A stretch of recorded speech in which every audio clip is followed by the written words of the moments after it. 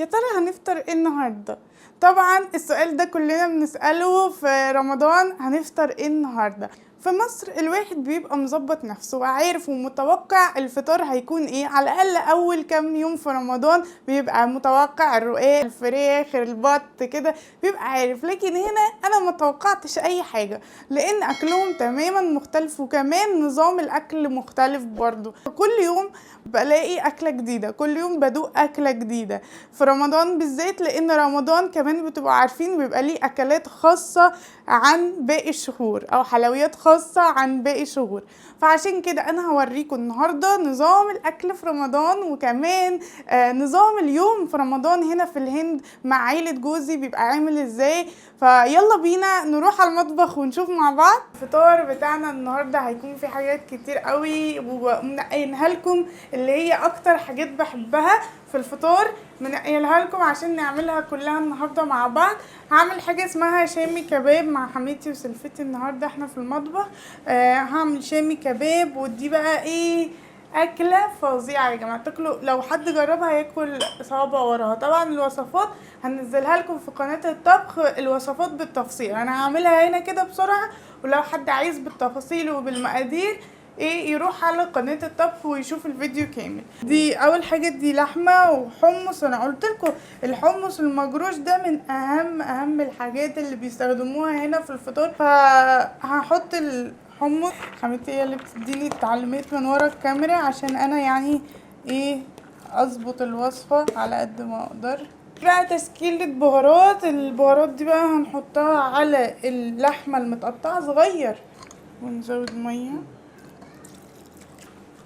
شوية زيت بس كده. بس دي كلمة هندية عشان ايه. هنحطها بقى في حلة البخار تستوي لغاية لما على الاخر يعني. ودي بقى تاني اكلة معانا، ودي واحدة من اكلاتي المفضلة اللي ممكن اكلها في اي وقت. الفراخ الكنتاكي. هتقولوا لي كنتاكي يعني جايبوه من وصفة كنتاكي؟ لا، دي الفراخ اللي خلت كنتاكي يفلس في الهند. يعني الوصفة دي هما الهنود بيعملوها، بيسموها فراخ كنتاكي فعلا. هنحط بقى البهارات دي اللي هي الخلطة اللي هنتبل بيها الفراخ. بس بقى انا هلبس جوانتي وانا بقلبها، عشان الالوان هتلزق في ايدي وهتخلي ايدي لونها احمر، فاحسن ان انا استخدم. نقلبها بقى كويس جدا جدا جدا. الوصفه دي ان شاء الله هحطها لكم النهارده في قناه الطبخ، واحنا اول ما ننزل الفيديو هننزل معاه الوصفه على طول، عشان دي بجد حاجه تستاهل التجربه جدا. بص طبعا اللون الاحمر ده هما بيحبوا الالوان في الاكل، يعني اساسي حطوا اللون الاحمر ده عشان تبان فراخ ملهلبه. بصوا بقى بعد ما تبلناها بنسيبها على الاقل ساعتين، نسيبها بقى تتبل براحتها وتاخد وقتها. بصوا بقى دلوقتي هنعمل حاجه اسمها روشن كباب، يعني الكباب الروسي، وهو اكله هنديه. معرفش ليه اسمها الكباب الروسي، بس ممكن يكونوا مقتبسينها من اكله روسيه. بس اول حاجه هناخد البطاطس. دي بطاطس مسلوقه كويس، هنهرس البطاطس كويس بقى. بسرعة بسرعة بسرعة بسرعة كده. البطاطس المسلوقة هرسناها، هنحط بقى عليها بقية الحاجات، وهي فراخ مسلوقة مفرفتينها بايدينا، ماشي كده شبه التونة قوي. ماشي، ادي الفراخ. ايه بقى ده التتبيلة كده بقى هنحطها. فطبعا تسألوا نفسكم احنا بنعمل الكميات الكبيرة يعني الأصناف الكتيرة ليه؟ احنا عادة هنا في الهند فطرنا صغير خالص، وكمان بنفطر يعني مقبلات بس. فاحنا النهاردة عاملين كمية وعاملين أصناف، فيا ترى بقى ليه؟ ان شاء الله النهاردة الأكل مش لينا، مش للبيت بس، لا احنا ان شاء الله هنوزع على قرايبنا وجيراننا، وكمان هنودي شوية للمسجد. فهي حماتي الصراحة كل يوم مهما كنت عاملة ايه في اليوم ده بتطلع طبق توديه للجيران او للمسجد او ايا كان بقى المتاح.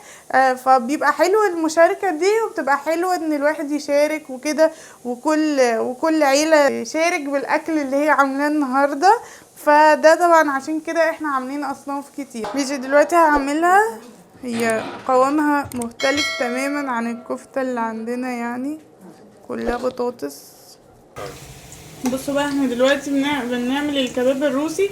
زي ما انتوا شايفين، خدنا الكبابية اللي احنا عملناها غطسناها في البيض، وبعدين في حاجة شبه الشعرية كده اسمها شعرية باكستاني، هي زي الشعرية بتاعتنا بس ارفع كده. بقى احنا بنقلي الروشن كباب او الكباب الروسي اسمه بالعربي يعني. قولوا لنا بقى لو حد عايش في روسيا، هل الوصفة دي عندكم ولا ده مجرد اسم يعني؟ واطلعها بقى. بصوا شكلها حلو قوي، شبه قطعة الكنافة. محدش يسألني ليه، بس انا حاساها شبه الكنافة. في طريقة كمان، وهي بدل ما نستخدم الفراخ المسلوقة، ان احنا نستخدم لحمة مفرومة متعصجة وبعدين نحطها في البيض. بدل ما نحطها في الشعرية الباكستاني نحطها في بقسماط، بيبقى برضو طعمها حلو جدا جدا. بقى حماتي حطت عليها البيض والنشا والدقيق الذرة وقلبتهم كده، ودلوقتي هي جاهزة للقلية. نقلي الفراخ. بصوا بقى، دي اللحمة والحمص وكده لما اتطبخوا مع بعض وبقت اتطبخوا لغاية لما كل حاجة استوت جدا. نحطها في البيض. ده اللي هو الشامي كباب يا جماعة، ونحطها تتقلي. اسمه شامي كباب. ده بقى قولولي اهل الشام، يعني هل الكباب ده او نوع الاكله دي موجوده عندكم في الشام ولا لا؟ ويا ريت برضه تقولوا اسمها، فعايزين نعرف. دلوقتي بقى انا هعمل العصير، ودي كانت اكتر حاجه انا بعملها في البيت عندي.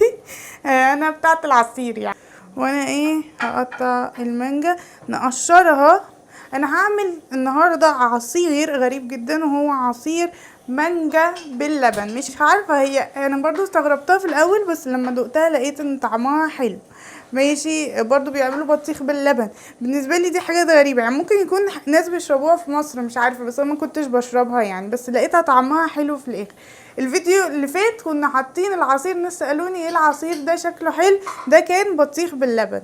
انا بعشق المانجا على فكره. دلوقتي ده موسم المانجا في الهند، فاحنا بقى نستخدم مانجا كتير، وان شاء الله بقى اعمل لهم كنافه بالمانجا. مش عارفه هلاقي الكنافه فين، بس هدور يعني. في فيديو المشتريات كنت بقول لكم ازاي مفيش تمر هندي في الهند. هو في تمر هندي في الهند، بس الثمره نفسها اللي هو التمر الهندي ذات نفسه، لكن العصير التمر هندي مش موجود يعني، مفيش خالص، ولا الصوبيا ولا التمر هندي. فانا ان شاء الله برضو هعملها لهم. قولولي كده، قولولي في التعليقات ايه الاكلات اللي انتوا نفسكم يدوقوها واعملها لهم هنا. دلوقتي بقى هنقطع اهم حاجه في الفطار في الهند، وهي البطيخه. هات البطيخه يا اخضر. شكرا. هي بطيخة صغيرة جدا، شكلها غريب، بس هو ده شكل البطيخ. هنا بيبقى شكله بيضاوي كده. هقطعها بقى. دي حاجة مهمة جدا، اعتقد ان هم لو ما لقوش بطيخة على الفطار تبقى ايه الفطار الغريب ده، مش حلو. انا بالنسبة لي الصراحة ما حبيتش البطيخ في الهند قوي. انا البطيخ المصري بالنسبة لي طعمه احلى، مش عارفة ايه السبب، بس بحسه مسكر اكتر ومرمل اكتر، مش عارفه يعني، ممكن يكون انا بس اللي بحس كده، بس يعني ده رايي. بصوا بقى مين جت اللي انتوا كلكم كنتوا عايزينها تيجي في الفيديو. What are you making? We're making Kentucky chicken, Russian kebab and ماشي يا جماعه. عشان بس عايزه اقول لكم حاجه، عشان جالنا التعليق ده كتير في الفيديو اللي فات. هنا ايمن اسم بنت، وهو حاجه غريبه شويه، بس هو ده النظام هنا عشان تبقوا عارفين. معانا النهارده يا جماعه، عشان بس اللي ما يعرفش، ايمن تبقى بنت اخت افضل. ايه؟ Yeah, red. ريد. ها it is red yummy. को तो पता होता है क्योंकि वाटरमेलन सबको पसंद है और उनका नाम भी पता है सबको, बड़ों को, छोटे बच्चों को भी पसंद है बहुत वाटरमेलन, उनके नाम भी याद है। Amor tarbuja. mango. You talking English now? I'm talking English. Sorry. You want this? Yes. طيب المانجا انا مش متعودة اقطعها شرايح، انا دايما كنا بنقطعها في البيت اللي هو كوبايات. انتي رونده. لا حلوة والله، يعني عارف كده تبقى مفعصة اكتر وتبقى لذيذة اكتر. بقطع المانجا نصين كده كوبايه. كل الناس اعتقد بيقطعوها كده ولا ايه؟ قولوا لي انتوا بتقطعوها ازاي ولا بتاكلوها ازاي المانجا دي. كده خلصنا اخر حاجه وخلصنا كده، بس هنجهز بقيه الحاجات بس نقدمها على الترابيزه ونشوف مع بعض الفطار بتاعنا النهارده. في طبعا طبق المسجد وبنديهم معاهم طبق، وده برضه طبق تاني بس جهزناه كده بشكل لطيف، وهنقوم مغطينه ومودينه للمكان التاني اللي هنوديه ليه. انتوا طبعا في ناس كتير ما تعرفش، لكن دلوقتي في الهند في حظر التجوال كامل، ما ينفعش كل حاجة مقفولة. فاحنا عايزين نفرح برمضان من غير ما نبوظ الدنيا، فطبعا هنشارك النهارده اكلنا، لكن مش وهنعمل العزومه لكن مش هنعملها بالشكل التقليدي. احنا هنوزع الاطباق دي على جيراننا وعلى قرايبنا، يعني ايه دور تو دور كده من الباب للباب بس، وان شاء الله ياكلوها ويفرحوا. قلنا في التعليقات ازاي بتحبوا تقضوا رمضانكم، ازاي بتحبوا تشاركوا مع غيركم من الاكل ومن السعاده ومن كل حاجه. قولوا لنا كده ازاي بتفرح الناس، ممكن ندي افكار لناس تانية ازاي يفرحوا الناس في النص التاني من رمضان ان شاء الله.